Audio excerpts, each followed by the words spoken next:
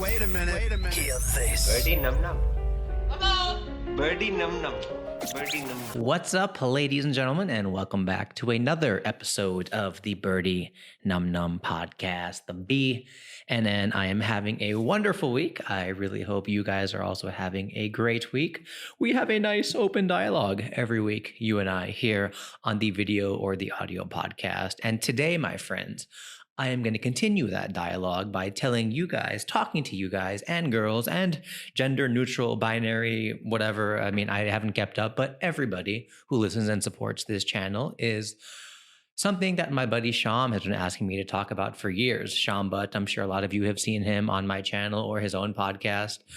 And that is, as the title suggests, living in India versus America. And people always ask me about this. I was just at a show last night hanging out with a theater buddy of mine, and he was like, why haven't you gone back yet? And I was like, that's a really slightly offensive things to say. Like, why are you still here? Get out of here. But I thought, you know, a lot of listeners for this podcast probably have a lot of opportunities to travel or are working on those opportunities to work wherever they would like and have the lives that they would like. So chances are, if you're working hard, if you're being creative, if you are trying to do all that this wonderful life has to offer, at some point in your life, you will question, where should I live? And I am not going to get patriotic or political in this discussion. I am strictly going to put all that aside and just say, should you live in America or India? And what are the pros and cons of each? And why do so many NRIs go and then come back? And India has a brain drain and all that stuff. So I feel I'm pretty experienced to talk about this. I grew up, born and raised in New York, raised in California, and then came here in 2010 with an IT company. And yeah, I mean, I'm going to be honest. I'm not going to say I came back to find my roots or I came back to like volunteer or open up an NGO. No, I came back as an expat because I grew up in America broke. We were like the only Indian people who like had no money in the 80s and 90s in America. You know, we didn't even have like a lot of people slogged in like the convenience store and stuff. No, we were like straight up broke. But then, once I got in IT, as I always say, is the instruction manual to the middle class. Engineering is a blueprint to getting a nice middle income salary. And yeah, then I got an opportunity to come out here where my job was like, hey, we're going to bring you out to India. What do you say? And I was like, hey, can you keep my US salary? And they're like, duh. And I was like, where do I sign? And here I am. So that was 10 years ago or 9 years ago. And and now I think after a while, I'm probably going to go back sometime next year to the US and spend some time there. So a lot of people ask me, when I moved here 9 years ago, a lot of people always ask like, oh man, it must have been so difficult for you. Dude, this is India. This is not friggin' like, I don't know, some like refugee camp or something. Like, I don't know why people act like there's like such a stark difference. You know how much of everything you get in India nowadays? You know what I mean? It's not like I moved to India or people who move every day to India are coming here like 30 years ago. And I hate when the movies always portray that like Slumdog Millionaire, or slummy sort of music and cows and jingles. Yes, all of that is here. Yes, crowds are here. But like Hollywood doesn't want to show a TV show in India where they're just like at the office. You know what I mean?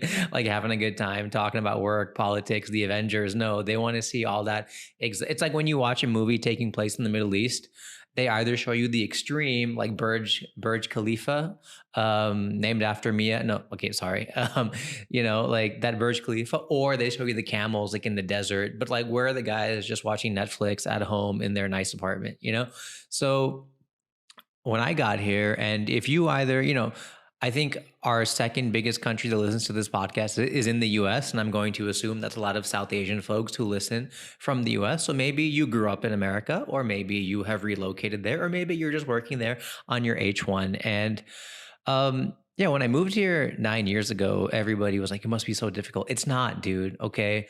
India has pretty much everything that you could need right now, especially if you are lucky enough to be in the middle class. And I say that with quotations because the middle class in India is actually like the rich class in any other part of the world, right? If you're middle class in America, you are not having a maid come twice a day, picking up after you. You're not having, a driver as and when you need it. Your Ubers are not less than the cost of your lunch. Your Ubers are actually the cost of your lunch and then some. some, and you're going to think twice about spending $30, $40 on an Uber or whatever, right? So like I've been here 9 years, and I was supposed to be here for a year and then go back. And then I think after 6, 7 years, I was ready to go back to California and try figuring out media and comedy there. Then I met my wife, who's studying in that door back there and probably listening to this, and very uncomfortable when I got to like record and she's home, because I just feel weird when people are around. So yeah, and a lot of people are like, oh, I could never do it, just the traffic. You know who the worst people are to talk about India? They're the 50, 60-year-old uncles who clearly left, and the aunties, and they left however many years ago, yet they still have very strong opinions. The NRI Dokla Mafia, as I as I saw on Twitter with all this political stuff. And I am an NRI, and I grew up around my aunties and uncles watching the news about Manmohan Singh, or now PM Modi, and all these people. And Indians across the world live across the world, passing judgment and opinions about things back home, but never do anything about it. And I'm one of them. Okay, I'm not saying it's right or wrong. I'm just saying, like, most people who settle overseas make a life for themselves overseas, and it's nice because you kind of have your hands in both buckets, because you're Indian when it's convenient, and you're American or Canadian or Australian when it's convenient. Okay, and like most people, when they complain about, oh, there's just too much traffic or it's too dusty. I mean, yeah, the dust is a little bit annoying, but it's not like there's like bombs flying overhead, or like, anything is out of the ordinary. Yes, it can be dirty sometimes. Yes, the traffic is horrendous. But here's one thing that I have this theory I always talk about on the show. Traffic everywhere sucks, and I know in India it's worse. But like, and I'm not saying your time isn't valuable, but is your time really that valuable? You know what I mean? Because, okay, what might take you 40 minutes in another country, it might take you an hour and a half or an hour and 15 minutes in India. I get it. I do, right? But you're living in the luckiest time in the world right now, where you're sitting in your Uber in the back. Chances are in India, somebody is driving you, and you have your phone, you have your music. Hell, you're probably listening to me right now because you're killing time. And I find it so fascinating, dude. Like, why do people get so upset like when they're running late because of traffic? If you're actually late, like for a flight, I get it, dude. But wherever you live, whether it's New York or friggin' India or LA, I mean, you're gonna budget that into your time frame. But like when people are like, "Oh, I'm so annoyed because now I can't get home and do exactly what I'm doing in the car, just on my phone in the living room," and it's like, get over yourself, dude. And one thing that's fascinating, like on the pro India side, yet also negative yourself side, like India has so many good things for you if you're fortunate enough to, where you have everything at your disposal. You know what I mean? Like if you grow up here, and I've been here 9 years, like if you grow up here, there is somebody to do something for you all the time. All right. And I don't mean like your mother, like because Indian mothers spoil their kids, especially their sons, with I'll make the food, I'll do this, I'll do that. But like, dude, you have your maids coming twice a day. Like, you know how spoiled some of us are? Like, I'm just like staring at like a plate, and like, who's gonna pick it up? And like, I'm like annoyed my maid is late. Like I found myself doing that, or I could literally pick it up, put it in the sink, run the water for 3 seconds, problem solved. But for some reason, you like get used to this weird thing of people doing things for you, dude. I mean, look, there are freaking you have your maids, you have your drivers, we have what else do we have here? You have dude, food. Like that, the food is so cheap right now. Like, I mean, I know some stuff is expensive, but like you have apps that bring you food and then give you discounts with Paytm and Amazon wallets and cashback, and use this card and this point and zap here and do that and phone pay, Paytm Karo, yada, yada, yada. It's like 50 cashback here, 10% cashback here. By the time the food is coming, they're giving you 5 rupees and the food. You know what I mean? And I know they're buying your data and they're buying your information and all that stuff. I get it. But dude, it's never been easier. I was talking to uh, my buddy Vikram yesterday, who came to my show, and he's a theater guy. And I was telling him, man, I was like, dude, Bangalore, I mean, and hell, even Bombay or whatever, especially in the creativity field, like it's so easy to be comfortably mediocre. You know what I mean? Like, and this is across the world too, but it's even easier, I feel, in India, because a middle class salary gets you way further here than it would elsewhere, right? Because you still will be worrying in America if you're middle class about, other expenses, and the car is really going to hit hard. But over here, some of that stuff does exist, but you also are able to eat the same dosa or the same biryani or the same whatever that somebody else is having, for way less. You know what I mean? Like a 20 rupee dosa is pretty democratic, where the CEO is going to eat it and save a lot of money in the long run versus the cab driver. So, like in India, there's so many people who are going to do stuff for you, which can ultimately hinder you, even though you think it's convenient. And in America, it's not people do stuff for you, it's the money is doing stuff for you. So in America, there's a different rat race where it's very consumer oriented, consumer focused. People buy houses that are way too big that they don't need. They go to Costco every day, and like, dude, freaking I don't think I've ever used all the fruits I buy at a grocery store. You know what I mean? Like, I'm always wasting all the time. In America, it's even worse. And I get so annoyed when I go back home now, because I've been here for 9 years, where in India, refrigerators are smaller because people go to the grocery store every single day.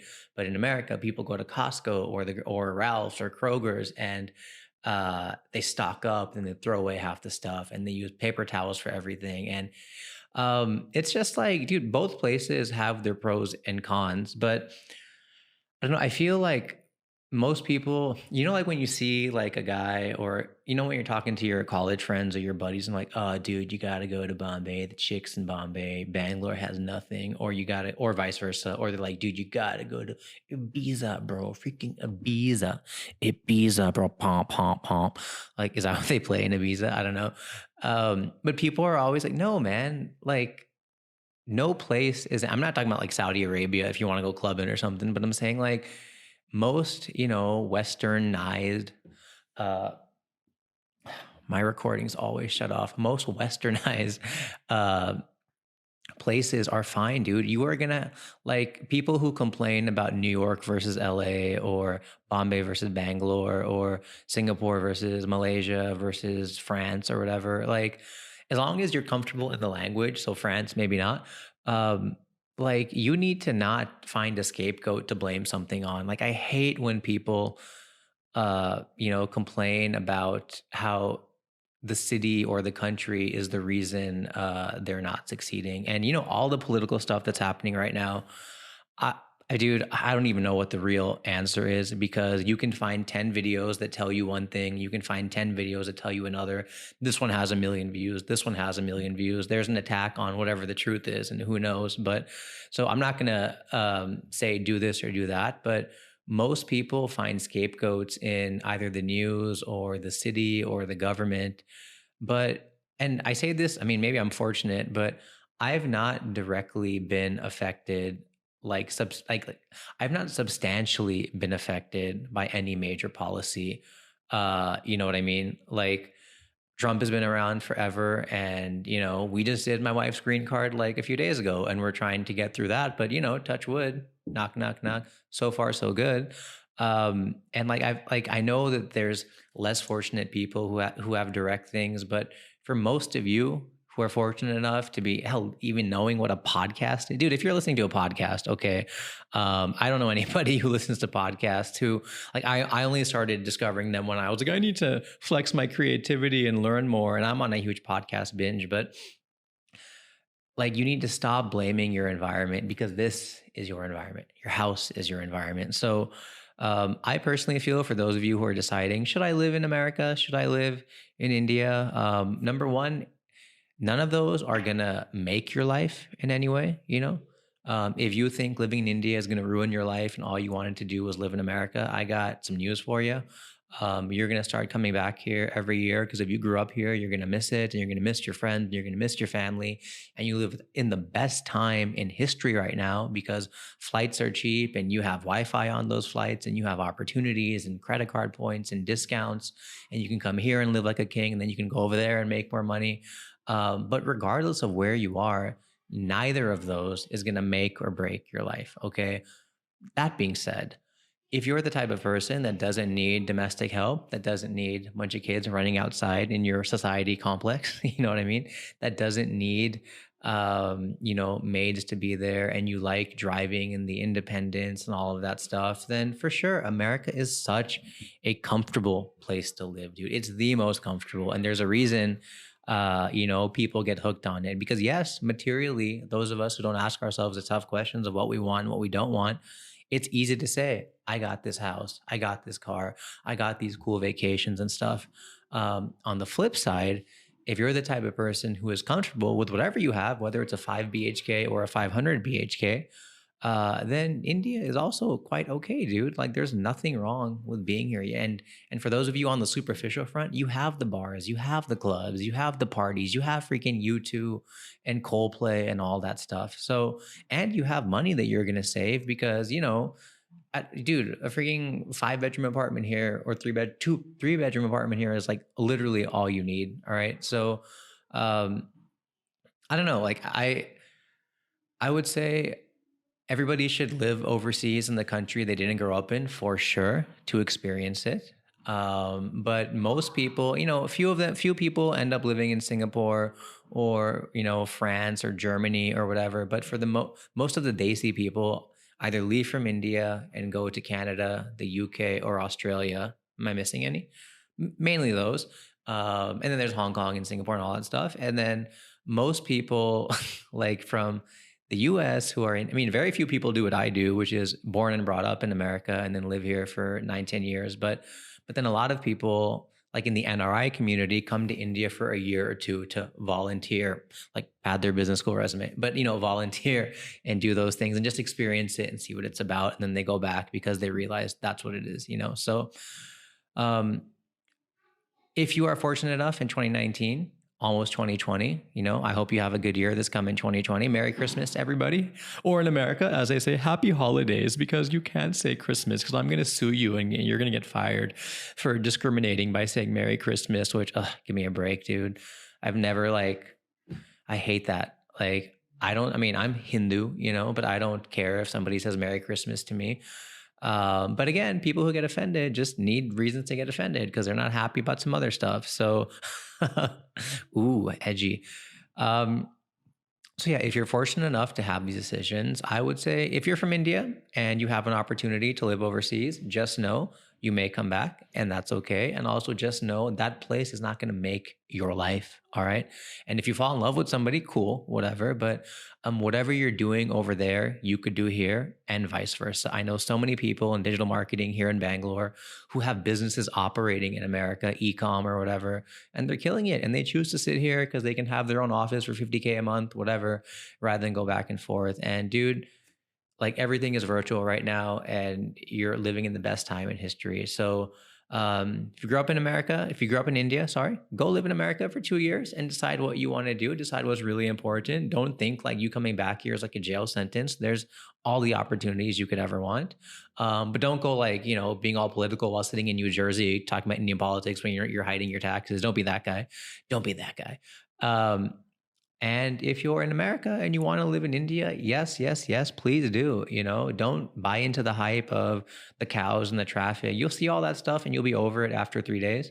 And then come back and embrace the food, embrace the culture, embrace, being around a lot of people. And yeah, bring your allergy pills because you will cough, but you get everything you could ever want in both places. So I've chosen to be here for many years, but I am probably going to head back pretty soon. First time I'm announcing it, but if I have any comedy fans in California, please do come out to my gigs, at least for 2020 while we're out there. And yeah, I'd love to hear your questions, guys. If you have any inputs on why you should, why you shouldn't. Money-wise, we didn't cover too much, but yeah, you will obviously make a lot more money in the US, but your quality of life, which I know you're not going to understand when I say this, is going to be more or less the same. Whatever money you do make over there, you're probably going to spend on apartments, on cars, on gas, and it's just going to get consumed. And then whatever money you save here, you might, maybe you'll save it, maybe you won't, but it obviously won't grow as fast unless you kind of know what you're doing on the finance front. So yeah, I hope that helped some of you make decisions, but please do whatever you want. And I know the single guys all want to go overseas and kind of let a play and do all that. So yeah, get it out of your system. but there's a lot of opportunity every single place you look. I'm shooting this podcast here, recording it from Bangalore. Maybe a month from now, I'll be recording it from California, but guess what? All the same people will be listening to it, right? So thank you guys so much. I hope that was helpful. I know it was a little bit rambly, but I think I got my points across. And now I'm going to look at my notes to see if there was anything that I forgot. Nah, man. I think. Oh yeah. And if you are living here and you are fortunate enough, and dude, I have so many friends and really nice people, but they've gotten so used to things over here. Like one thing I hate is like, you know, people forget to kind of pay it forward. So I'm not saying give money to the peddlers, and I'm not saying let your maid take you for a ride or anything, but you know, put your money where your mouth is. And if you are living in India and you are fortunate enough to be, you know, the 300 million middle class or whatever it is, you know, try to do your bit, whether it's helping out your staff or even a superficial volunteering here and there, or help podcasts, give people advice, whatever, but try to do free work once in a while, because ultimately the rat race is really a rat race. So, and there's a lot more rats here, you know what I mean? So, anyways, guys, I hope that was helpful, and I will see you next week. Birdie num num. Birdie num num. Birdie num num. That's